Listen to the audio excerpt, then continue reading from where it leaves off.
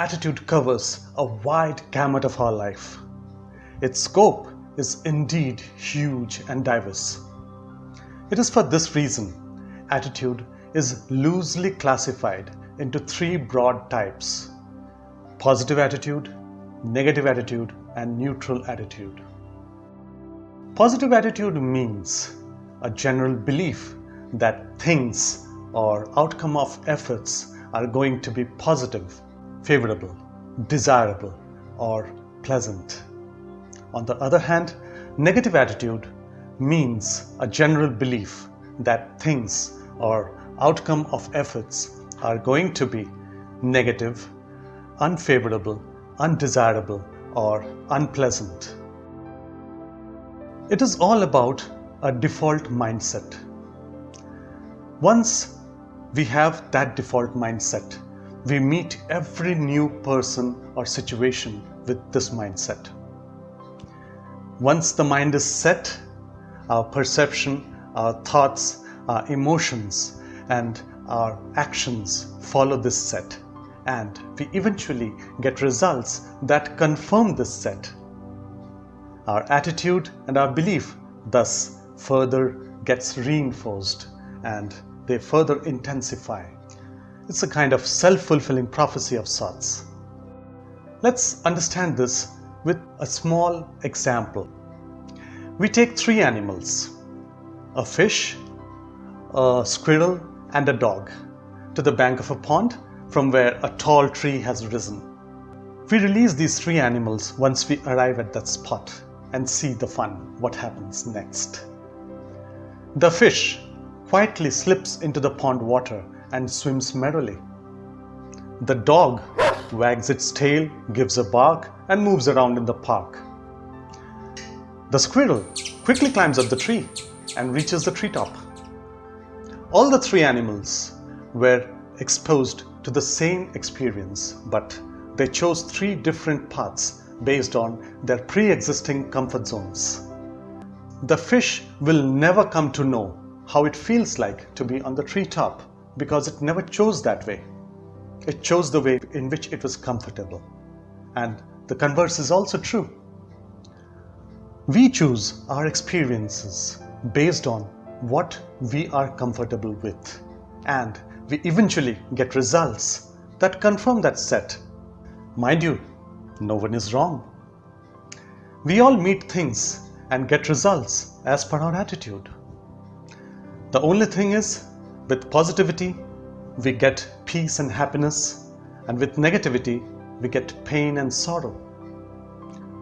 Some negative thinkers tend to feel that they are more closer to reality because life is, after all, not a bed of roses. But if they are correct, so are the positive thinkers, because they say life is, after all, not a bed of thorns either. Both are equally correct.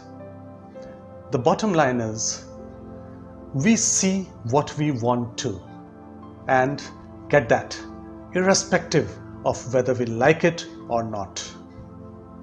We attract things we focus on. If we focus on something which we don't like, we attract that. Now, shouldn't we then focus on things which we like? From here arises the importance of being positive or optimistic. Going by the huge power of attitude, it is the ultimate decider between success and failure, happiness or sorrow, peace or pain. When we talk about optimism, we mean to be positive always, come what may. Optimism is not just absence of negativity. It is distinct positivity on the face of all ills. Let us understand this with some illustrations. We'll start off with how we perceive obstruction. A burning topic these days, contributing to so much of heartburn. Sometimes it leads to grim consequences like suicide. In this enactment, we would see a young girl who fails to make it to her dream college. Let's see what happens next.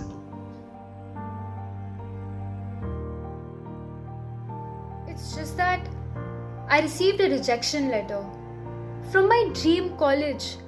I was so sure I was going to get in. The interview went so well, but my marks didn't meet the cutoff. I'm shattered. I'll never make it again. How'd I face my parents? My friends? I'm depressed. I'm frustrated. Oh, I understand. But what makes you so sad? There are so many people around who fail. They are not as broken as you are. I don't know about others. For me, it was an important issue. I needed this success badly. The stakes were high. My parental expectations, my future, my self-efficacy, and so many other things were at stake. I can't face myself. I can't face them. Everything has ended. Whenever I try to do something or the other comes in my way. It seems everything has been aligned to prevent me from achieving my goals. It's just too much. Just tell me something from your experiences. Did a successful person not face any failure in their life? Does a world champion win all the matches in their life? Does the winner of a war win all the battles? No, they don't, but they didn't fail in the crucial ones. Now who will decide whether this loss of yours is crucial or not? After all, you meet every adventure with equal zeal. At least you cannot decide at this moment. You're too attached to it at the moment. You are inside the frame. Let time decide this. So take your lessons from this failure and move on. It's only when you get out of this frame you could get an objective view. Okay, I will do. But this loss is very painful. I won't be able to accept this defeat forever. Till the time you can't accept it, you will burn. Do you like to burn forever? No one does, but still they keep burning. You have to forcefully get out of this attachment at the earliest. When you can't solve a problem, accept it. That's the golden rule. There is no third way. Well, that sounds reassuring. But don't you think accepting means accepting the defeat and the problem stays forever? Doesn't it mean giving up? If I accept the problem, I will never be able to get out of it. No, it doesn't work that way. By accepting, you relieve yourself from the present anxiety. From here, there are two ways to choose from. First, you stop worrying about the problem forever. That means you come to terms with the problem. You adjust completely. So the problem doesn't remain a problem at all. The second way is accepting the present methods are not sufficient to deal with the problem. You accept this reality and let the problem be as it is. Then give yourself time to figure out any other entirely different way to deal with the problem. That gives you the much needed respite to get out of the frame for a moment and devise something entirely different, which might turn out to be effective. Okay, I understand now. By the way, do you mean thinking out of the box? Yes, exactly so. Conventional means did not give the desired results. For that reason, you need to think out of the box to resolve the problem. But in order to think out of the box, you have to give your mind that much respite, that sufficient space to enable the necessary reorganization it requires. And for that reason too, acceptance has its key role to play at the moment. Oh, I am greatly enriched today. Probably, I can see my way now. Thank you so much. How optimistic are we when it comes to facing obstruction in our life? Do we see it as a stumbling block? Where we come, we stumble and fall down, or we simply give up? Or do we see it as a stepping stone? Where we come, we climb the rock and reach the top, and from there we take that giant leap towards our goal. It's all a matter of our attitude.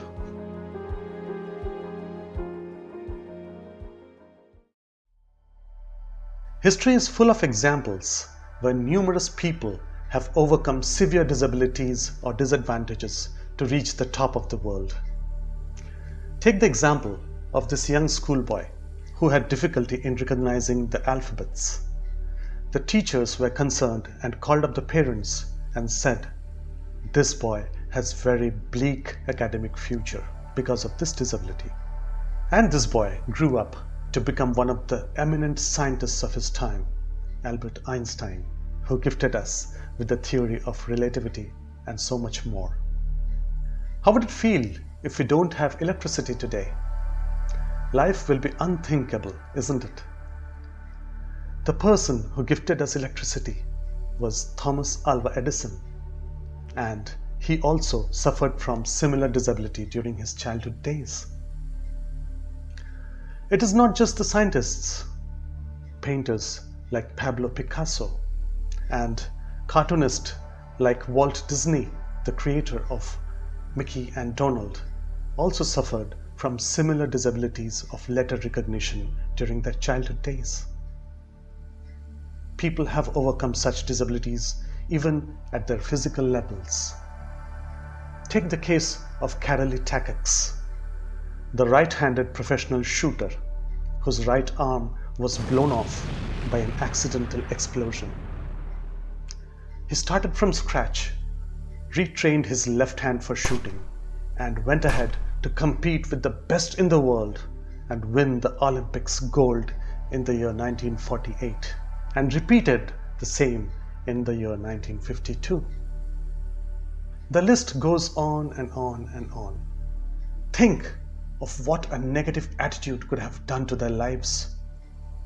How often do we find ourselves blaming petty things which prevent us from attaining petty objectives in our life? It's all about getting our focus right. Focus on something that is positive and not on something that is negative. Though, of course, we have to be aware of what is negative. And there is a big difference between being aware of something and focusing on something. Often we end up doing the mistake of focusing on the negative and being aware of the positive.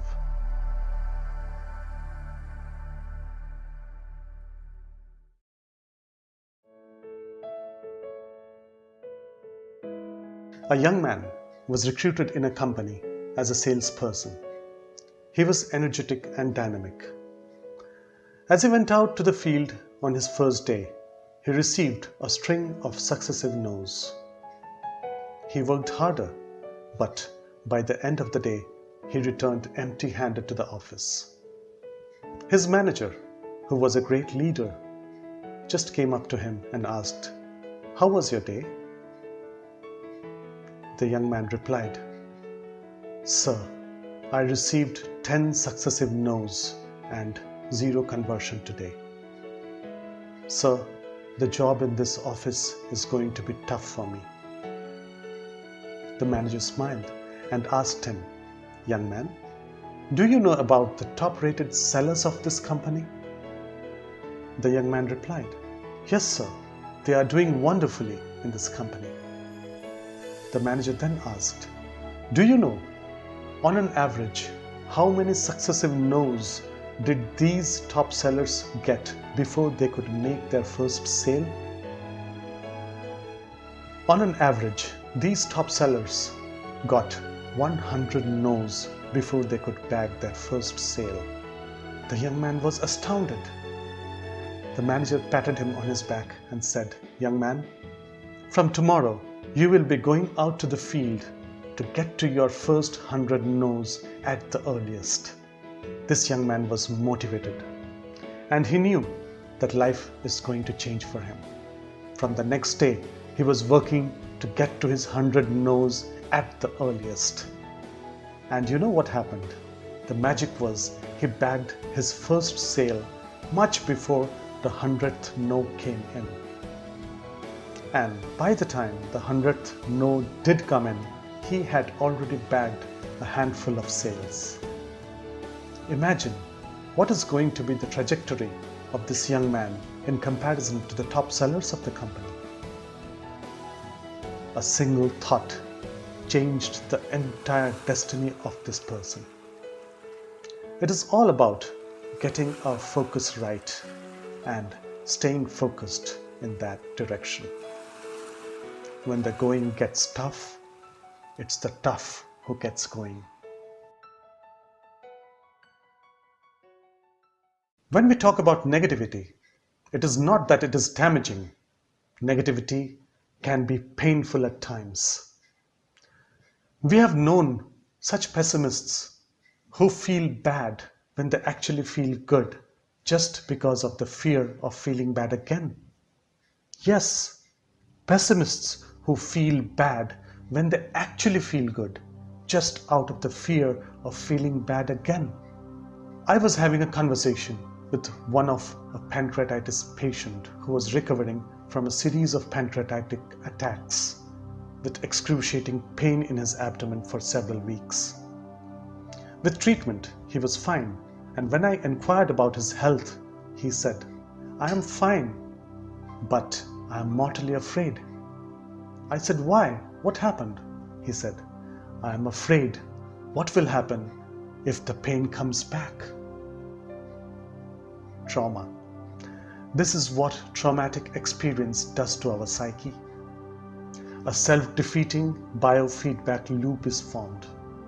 We invite trouble to our body just by the dint of our thinking process. The effect of mind on body is something which we cannot ignore.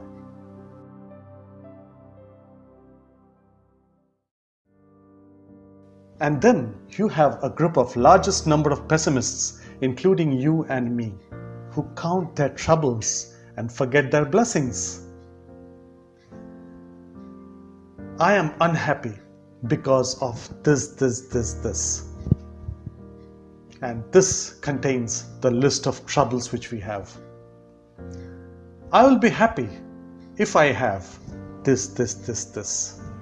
And this contains the list of wishes which we have. Be it a list of wishes or be it a list of our troubles, in both the cases, we are on a wrong focus just because we have deferred our happiness to them. Mind you, everything comes at a cost. Nothing is free. Every wish, small or big, shall take its share of cost. If we want that diamond necklace, we have to work harder or save harder. If we want that career abroad, we will have to leave the comforts of our home or the company of our childhood friends. This is sacrifice, and it's good that we are ready to take that sacrifice. But nowhere in all these it is required that we give up our present happiness in pursuit of these dreams. Remember, happiness is innate. By denying happiness, we are denying our mind its oxygen. Just as our body gets diseased without oxygen, our mind also becomes diseased without happiness. And with a diseased mind, we bring troubles to ourselves as also to others around us. Just take a moment and think of the worst crisis you have ever faced in your life. Yes, everything seems to be coming to an end. Everything is falling apart. But just take a second. While everything is going away, you still have a pair of your golden eyes to see, your beautiful hands to work, and your pair of sturdy legs to stand on. This is, of course, if you are not physically challenged. But even if you are physically challenged, it's not going to make much of a difference. We have the example of Stephen Hawking, the celebrated physicist and cosmologist who was down with a motor neuron disease and he was completely paralyzed. His crippling disease was diagnosed at a young age of 21, and doctors considered his survival chances just 2 more years. But this man continued. He went up the academic ladder, the professional ladder, and also the family ladder.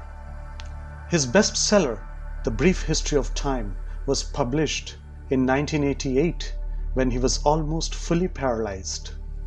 His communication with the outside world was all with his mild finger movements, through which he would activate a voice synthesizer.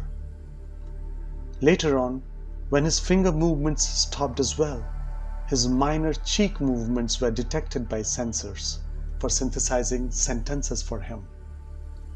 And he continued unabated till the year 2018, when he finally bid goodbye to us all at the ripe age of 76.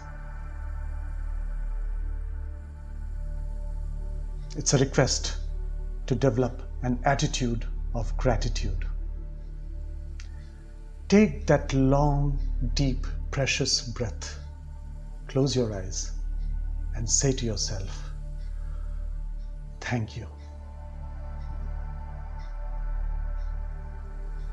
All your negativities go away, and in comes peace and happiness. You need it. Every one of us need it. This is where the true story begins.